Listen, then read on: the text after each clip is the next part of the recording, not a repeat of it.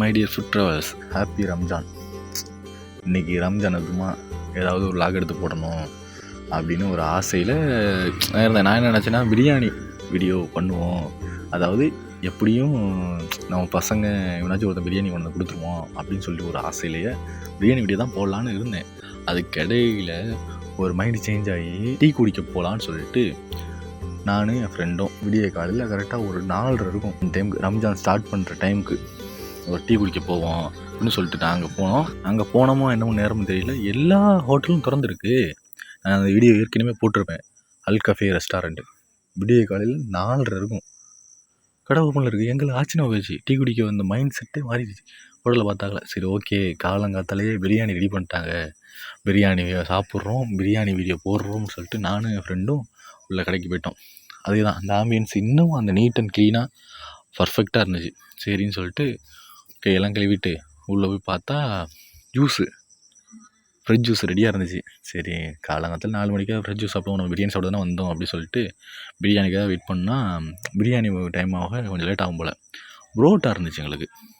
காலையில் 4 மணிக்கு புரோட்டா.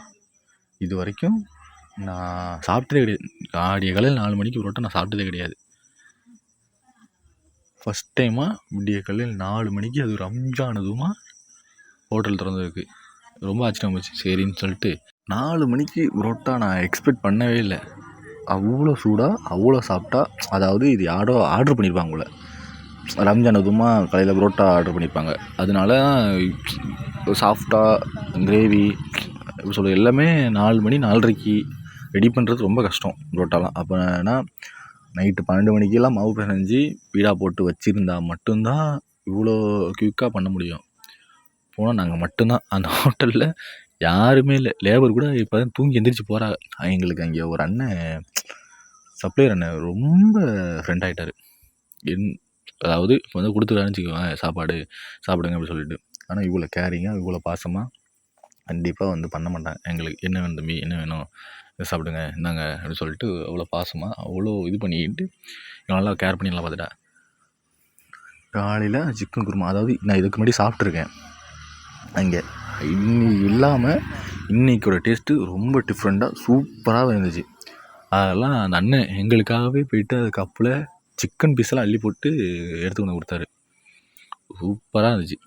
புரோட்டாவை இவ்வளோ காலையில் சாப்பிட்டாக்கல ஒரு ஒரு புது விதமான ஹாப்பினஸ் இருக்கும்ல, அந்த மாதிரி இருந்துச்சு. இவ்வளோ வெள்ளனையாக சாப்பிட்றது அப்படின்ட்டு ஒரு டிஃப்ரெண்ட்டான வைப்பாக இருந்துச்சு. அது மட்டும் இல்லாமல் எனக்கு அங்கே ரொம்ப பிடிச்சிருந்தது என்னென்னா, அந்த சப்ளையர் அண்ணன் தான். அவங்கள என்னால் காட்ட முடியல. எப்படி சொல்கிறது, என்ன வேணும் எது வேணும் எல்லாத்தையும் வந்து கிட்ட நின்று அவ்வளோதான் அங்கே பரபரப்பாக விளையாண்டுக்கிட்டு இருக்கு. அந்த புரோட்டாவெல்லாம் பார்சல் பண்ணி ரெடி பண்ணி டெலிவரி பண்ணணும். ஆனால் அது கூட ஒரு கண்டுக்காமல் எங்களுக்காக வந்து 2 பசங்க வந்துட்டாங்களே சரின்னு சொல்லிட்டு ஓடி ஓடி வந்து எல்லாத்தையும் பார்த்து பண்ணார். நான் அதில் ரொம்ப ஹாப்பி ஆகிட்டேன். எக்ஸ்ட்ரா 2 பிளேட்டில் புரோட்டா ஒன்று வச்சு என்ன எவ்வளோ வேணுமோ எடுத்து சாப்பிட்டுக்கோங்க பார்த்துக்கலான்ட்டு. அதுக்கப்புறம் புரோட்டாவில் எனக்கு அந்த கிரேவி உண்மையாகவே ரொம்ப பிடிச்சிருந்துச்சி. அந்த கிரேவியில் ஒரு இவ்வளோ திக்காக இவ்வளோ ஹார்டாக, அது இல்லாமல் கீழே வெறும் சிக்கன் பீஸ் தாங்க அவ்வளோ இருந்துச்சு. நார்மலாக போய் டைம்லலாம் இருக்கும்போது கொடுப்பான்னு தெரில, எங்களுக்காக பார்த்து கொண்டு வந்து பண்ணார். அதுதான் நான் அங்கே போனதுக்கு புரோட்டாவை சொல்லணும்னு சொல்லியோ அந்த அண்ணனை தான் நான் ஃபேவரட்டாக சொல்லுவேன். எங்களுக்கு அங்கே ஒரு சின்ன குறை என்ன அப்படின்னா, நான் பிரியாணி இருக்குன்னு ரொம்ப எக்ஸ்பெக்ட் பண்ணேன். இவ்வளோ விடிய காலையில் பிரியாணி சாப்பிட்டா சூப்பர் வைப்பாக இருக்கும் அப்படின்னு சொல்லிட்டு நான் பிரியாணி தான் ரொம்ப எக்ஸ்பெக்ட் பண்ணேன். சரி, அது கிடைக்கல. புரோட்டா இருக்கும். புரோட்டாவுக்கு ஒரு பெஸ்ட்டு சைடிஷ் என்னென்னு அப்படி சொல்லுவோன்னா, எல்லோரும் ஆம்லெட் சாப்பிடுவாங்க. ஆம்லெட்லாம் வேணாங்க, பச்சை வெங்காயம் இல்லையா தயிர் வெங்காயம் அதை பிரட்டி புரோட்டாவில் சாப்பிட்டு பாருங்கள். உண்மையாக அதோடய காம்பினேஷன் எது கூடயும் ஈக்குவல் பண்ண முடியாது. அந்த மாதிரி இருக்கும். இதில் எல்லாேருக்கும் ஒரு பழக்கம் இருக்கும், எனக்கும் அந்த பழக்கம் இருக்குது. எவ்வளோ அதிகமாக சாப்பிட்டாலும் கடைசி அந்த லாஸ்ட் பைட்டு சொல்லுவோம்ல, அந்த லாஸ்ட் பைட்டை சாப்பிட முடியாது. போதும் அப்படின்னு சொல்லிட்டு மனசு தோணும், வயிறும் சொல்லும். ஆனால் அந்த லாஸ்ட் பைட்டில் தான் டேஸ்ட்டே இருக்கும்.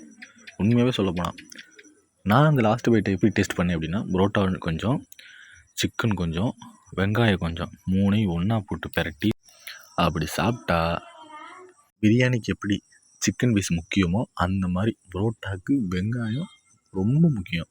சாப்பிட்டு பாருங்கள். காலையில் சொன்னேன்ல, நாங்கள் வரும்போது நைட்டாக இருந்துச்சு. சாப்பிட்டு வெளில போது விடிஞ்சிச்சு. நான் சொன்னேன்ல, எங்களை நல்லா பார்த்துக்கிட்டேன் அந்த அண்ணன் தான், பிளாக் கலர் சட்டை, அவ்வளோதான். இதில் என்ன ஒரு ஹைலைட் அப்படின்னா, இதுக்கு முன்னாடி நான் வீடியோ எடுக்கும்போது அவங்க பார்த்துருக்காங்க. ஸோ வீடியோ எடுத்து ஏதோ பையன் போடுறான் போல அப்படின்னு சொல்லிட்டு அவங்கள கூப்பிட்டு என்னை கேட்டாங்க, உன் சேனல் என்ன தம்பி அப்படின்னு சொல்லிட்டு. எனக்கு அது ரொம்ப பெருமையாக இருந்துச்சு. அதாவது இப்போ தான் ஸ்டார்டிங்கில் இருக்க ஒரு சேனல். இதை பண்ணுறதுக்கு மறைமுகமாக தான் அந்த வீடியோலாம் எடுப்பேன். ஆனால் அவங்களாம் கூப்பிட்டு கேட்கும்போது எனக்கு கொஞ்சம் ஒரு ஹாப்பினஸ் இருந்துச்சு. இதை இன்னும் நான் டெவலப் பண்ணணுன்னு ஆசைப்பட்றேன். உங்களால் முடிஞ்ச ஹெல்ப்பை சப்ஸ்கிரைப் பண்ணுங்கள்.